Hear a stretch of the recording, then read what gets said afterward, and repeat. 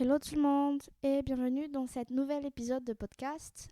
Aujourd'hui c'est un podcast solo et c'est Lianchu ou Lia qui vous parle. Donc comme vous pouvez voir sur le titre de l'épisode, aujourd'hui on va parler de Back from the Brink ou bien en français de retour du gouffre. Donc avant de vous parler en détail de ce drama, d'abord c'est un drama qui est sorti assez récemment. Donc c'est sorti en printemps 2023, qui a commencé du coup début mai.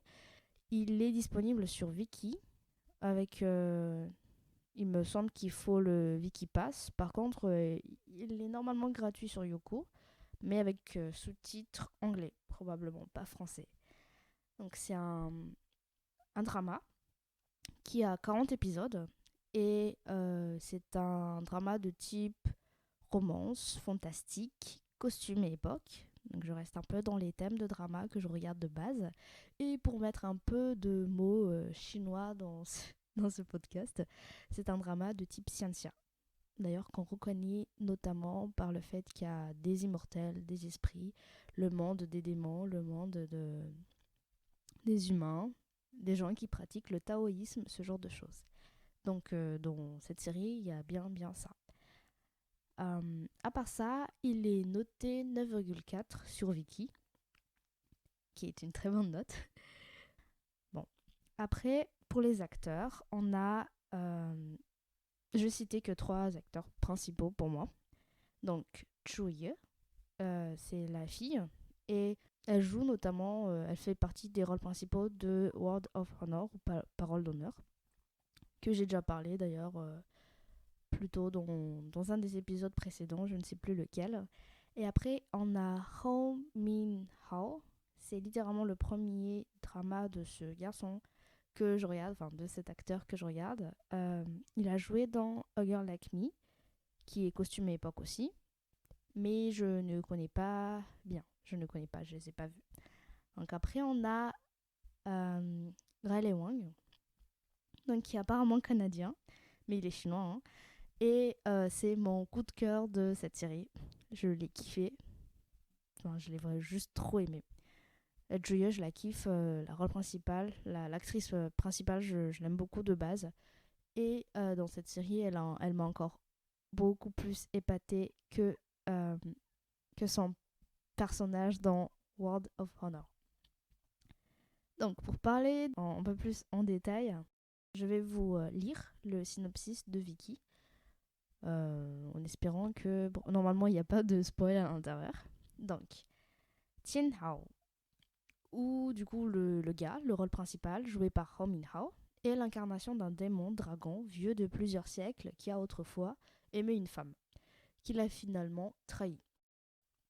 Donc cette femme a profité de l'amour qu'il lui portait pour le déposséder de ses os de dragon. Petit commentaire de ma part, c'est pas ses os, c'est plutôt ses membres coupés avec les os. Donc je continue. Donc ses os ou ses membres de dragon lui conféraient des pouvoirs. Et du coup, la fille qui l'a trahi a caché ses membres dans différents endroits. Toutefois, l'esprit meurtri de Tianhao s'est échappé. Donc, réincarné, il espère récupérer ses pouvoirs en retrouvant ses os, ses membres, et il s'est juré de ne plus jamais aimer. Lorsqu'il rencontre une jeune femme nommée Yan Hui, donc Yan Hui jouée par Zhu Ye, Tian Hao se rend compte qu'elle détient un sceau spécial. Je ne dirais pas un sceau, mais d'accord. Celui-ci est doté de pouvoirs qui pourraient lui permettre de récupérer les os si importants. Je vais refaire cette phrase, ou ces 2 dernières phrases, de la manière dont j'ai compris la série. Donc, lorsque Tian Hao rencontre une jeune femme nommée Yan Hui, Tian Hao se rend compte qu'elle détient son écaille spécial. C'est un écaille spécial qu'il a. Donc, cette écaille est dotée de pouvoirs qui pourraient permettre à Tian Hao de récupérer ses membres.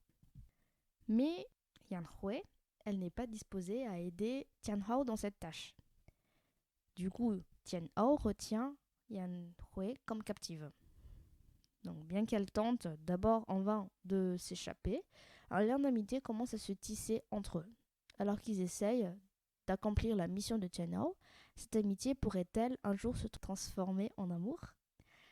Donc, cette série dramatique Back from the Brink a été adaptée d'un roman intitulé Hu Xin de Jiu Lu Feixiang. Et voilà, donc c'est inspiré d'un roman. Voilà le synopsis donné par Vicky.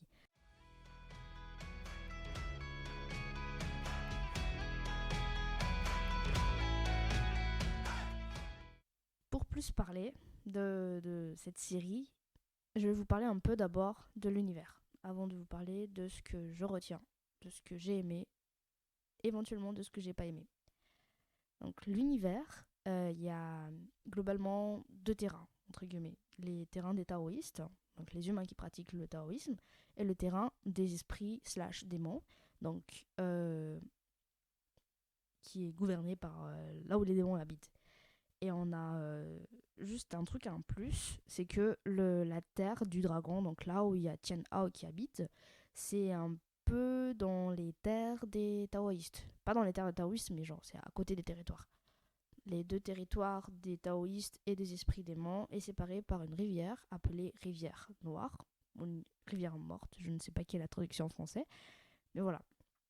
Donc dans cette histoire, ces deux types d'êtres essayent de vivre sans guerre. Je dis bien essaye, parce que tout le monde n'est pas totalement d'accord avec ça dans la série. Donc dans les terres des taoïstes, les démons sont maltraités et considérés comme le mal incarné. Donc ils sont rendus esclaves, on les traite d'esclaves, vraiment on les traite horriblement. Limite, genre tuer un esprit / démon, parce que c'est un peu la même chose dans cette série, c'est pas du tout mauvais de les maltraiter. Du côté des terres de démons, c'est un peu différent. Terre de démons s'appelle Tsintiu. Dans cette terre-là, les démons acceptent les humains. Car le roi, il s'est marié avec une taoïste, une pratiquante de taoïsme. Et donc, ils sont fâchés contre les taoïstes de la manière dont les taoïstes traitent les esprits, mais ils sont pas au point d'aller rendre esclaves les humains qui viendraient sur leur terre. Au contraire, ils essaieront plutôt de faire en sorte de voir en fait s'ils peuvent faire la paix entre les deux types d'êtres. Donc, comme j'ai dit tout à l'heure, les deux terres sont séparées par une rivière, donc le Dark River. Et petite particularité de cette rivière, elle est morte, dans le sens où elle engloutit tout. Si on met un truc dessus, ça entre dedans, ça circule pas, ça va pas d'un côté, ça va pas d'un autre, ça tombe jusque tout en bas. Et on peut uniquement traverser cette rivière avec du bambou. Je sais pas pourquoi, je n'ai pas trop compris pourquoi du bambou.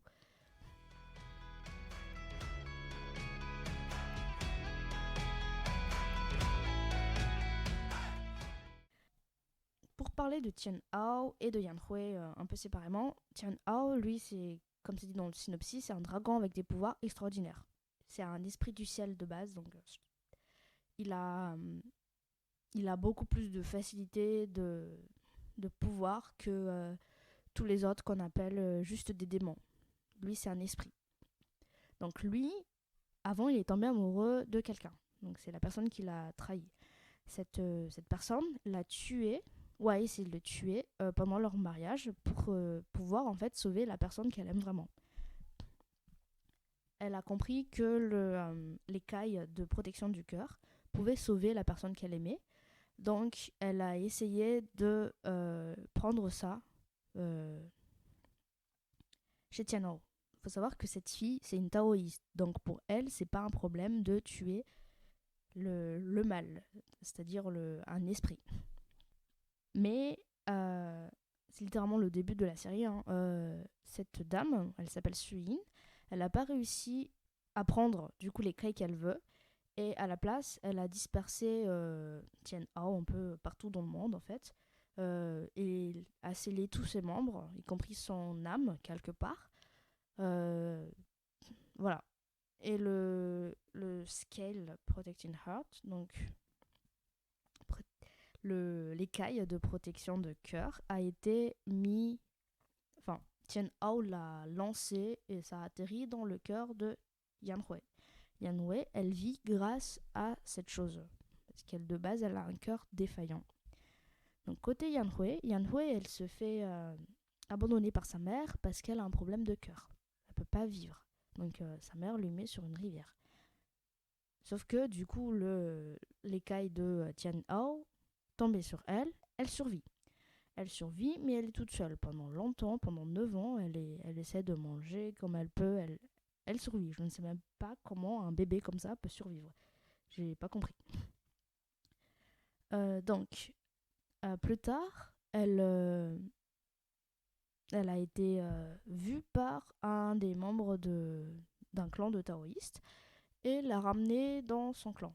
Donc, elle a appris à être une taoïste comme les autres personnes, là où elle était.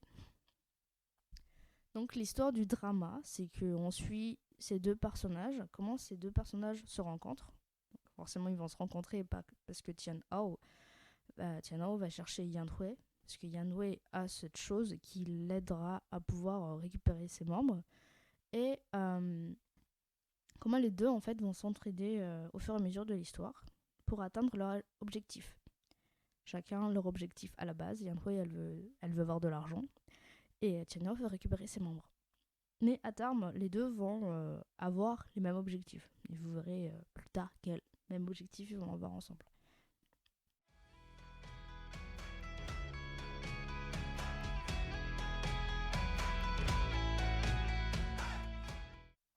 Donc, maintenant, je vais vous parler un peu juste de mon avis.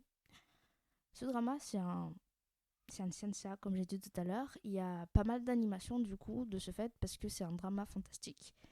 Et je suis de plus en plus étonnée de la qualité des animations des Chinois. Étant donné que j'ai commencé quand même les dramas chinois avec des animations très très très moches qui fait mal aux yeux. Ça fait du bien de voir des choses et en fait des fois c'est pas si extraordinaire que ça, mais comme c'est mieux fait que d'habitude, ça me donne des frissons plus que les autres choses où on s'attend que ce soit déjà bien. Je sais pas comment vous expliquer ça. J'aime beaucoup les animations fantastiques dans ce drama. En termes de voix, d'acting, donc les jeux d'acteurs, c'est trop bien. Genre juste, pour moi, ils sont magnifiques. Niveau histoire, le drama, il a 40 épisodes et je ne sais pas si vous savez, mais du coup maintenant, les Chinois, ils ont le droit que de mettre 40 épisodes et pas plus. Donc peut-être que ça aurait pu être beaucoup plus à la base, mais c'est assez condensé, donc c'est assez rempli. Il n'y a pas beaucoup de moments ennuyants, ou voire presque pas. Je pense qu'il doit en avoir, mais vraiment pas beaucoup longtemps, où c'est juste on apprécie ce qu'on voit. Et ça, c'est très très bien. Il y a toujours quelque chose qui se passe. Il y a toujours. Bon, ça dépend de ce que les gens en pensent, mais il y a toujours quelque chose qui se passe et on s'ennuie pas dans ce sens-là. Et c'est un drama basé sur le fait que. C'est basé sur une idée en fait que l'origine des personnes ne définit pas qui ils sont. Ça fait partie de leur identité, mais ça ne définit pas qui ils sont. Notamment, je parle de la différenciation entre esprit et humain dans cette série. Il y a beaucoup de gens qui différencient en mode les esprits égale mal, les humains égale bien. Et pourtant, c'est pas comme ça que ça se passe dans la vraie vie.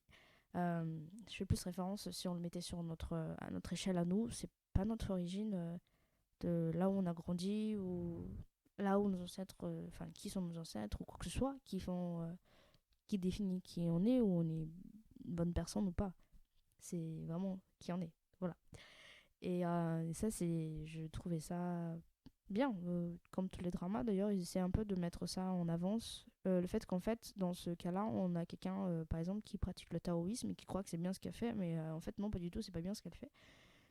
Et j'aime bien ça. Il y a beaucoup, beaucoup de romances dans cette série. Il y a les romances entre les deux rôles principaux. Et ce que j'aime avec cette romance, c'est que en fait, la plupart des romances dans cette série sont d'abord basées sur de l'amitié. Ils sont d'abord amis avant d'avoir quoi que ce soit, avant d'avoir de, enfin, de l'amour. C'est plus du romance presque platonique à mon goût. Et ça, je surkiffe parce que c'est ce genre de choses. C'est un peu une des raisons pourquoi j'aime bien les BL cachés des dramas chinois. Parce que c'est beaucoup plus prononcé sur l'amitié que sur l'amour. Et ça, j'aime beaucoup. Euh, du coup, les rôles principaux, enfin, les personnages qu'on a dans cette série sont avant tout des meilleurs amis avant d'être des amoureux. Et même des fois, ils se rendent pas compte en fait qu'ils aiment la personne, mais que l'amitié, elle reste. Et ça, peu importe ce qui se passe, j'aime beaucoup ça. Pour continuer dans les avis un peu, ce que je retiens aussi, c'est que dans cette série, rien ne va jamais comme on veut. Comme on veut, nous qui regardons, et comme les personnages veulent qui arrivent non plus, ça arrive pas comme ça. Et la leçon, c'est qu'il faut apprendre à vivre avec. Il faut apprendre à vivre avec et il faut apprendre à changer aussi les choses. Et du coup, il y a pas mal de la philosophie taoïste un peu qui est montrée dans la série, dans le sens où il faut être en accord avec l'univers, apprendre à mieux comprendre ce qu'il y a autour de nous, se cultiver pour détruire le mal. Et que ce qui est considéré bien peut se transformer en mal et vice-versa. Si je comprends bien ce qu'ils veulent dire, c'est plus dans ce sens-là, parce que, en fait, dans le sens où il n'y a rien qui définit qu'est-ce qui est. C'est pas une personne qui définit qu'est-ce qui est bien, c'est pas un clan qui définit qu'est-ce qui est bien et qui est mal, c'est qu'il y a des choses, c'est. C'est un peu flou, voilà. Même, je sais pas si vous comprenez ce que je raconte, mais c'est un peu comme ça que je le vois. Et, en plus de ça aussi, c'est un drama qui est très riche en type de personnages, en type de personnes. On voit un peu tout. On voit les personnes qui veulent avoir beaucoup de pouvoir, les personnes qui sont égoïstes ou qui veulent tout avoir pour eux, qui est différent d'avoir beaucoup de pouvoir, hein. Et il y a les personnes qui sont obsessionnelles, qui confondent l'amour avec l'obsession, des personnes qui sont blessées, notamment Tian Hao par rapport à son premier amour. Et il y a aussi cette concentration de jeunesse, de joie incarnée pendant la jeunesse, où on est là pour voir, pour s'aventurer, pour voir le monde et pour découvrir qu'est-ce que c'est le monde. Et en même temps, on découvre que le monde n'est pas si bien que ça. Quand on grandit, je prends le cas de Yan Hui, du coup, elle grandit elle passe 10 ans de sa vie dans un clan de taoïstes et elle part après pour découvrir le monde. Et elle n'est pas prête pour ça. Voilà. On apprend aussi nos responsabilités et on apprend beaucoup plus sur. En fait, c'est pas des principes qui définissent qu'est-ce qui est bien et qui est mal. C'est plus. Je sais pas, je vais pas me prononcer dessus, mais c'est beaucoup concentré sur comment différencier qu'est-ce qui est bien et qu'est-ce qui est mal en fait. Voilà. Et pour dire un peu juste les sources de mal dans ce drama, c'est de croire en fait qu'on est au-dessus et forcer le destin des autres. Donc moi je pense un peu à un verset dans la Bible qui dit l'orgueil précède la chute. La chute. J'espère bien que c'est dans la Bible, que c'est pas dans un autre endroit. Et, et oui, hein, la plupart de ce qu'on définit mal dedans, c'est que vraiment c'est quelqu'un qui se prend au-dessus des gens. C'est quelqu'un qui est orgueilleux. Et le deuxième cas, c'est l'égoïsme. C'est confondre en fait l'amour, l'obsession avec de l'égoïsme. En mode je veux cette personne pour moi parce que je l'aime. C'est pas bon. Voilà. Donc voilà, globalement ce que je voulais vous en parler. J'espère que j'étais pas trop longue. Euh, je voulais faire une partie en parlant un peu plus de spoil, de raconter l'histoire, tout ça, mais peut-être que je vais le faire plus tard ou en épisode séparé. Je verrai, je ne sais pas. Mais j'espère que du peu que je vous ai parlé, ça vous donnerait envie de regarder le drama. Et même si vous n'avez pas envie de regarder, c'est trop bien. Voilà. Et dites-moi ce que vous en pensez aussi si vous connaissez le drama. Donc merci d'avoir écouté jusqu'à la fin. Je vous dis la prochaine fois pour un épisode solo et la semaine prochaine pour l'épisode de Joëlie. A plus tout le monde, bye bye.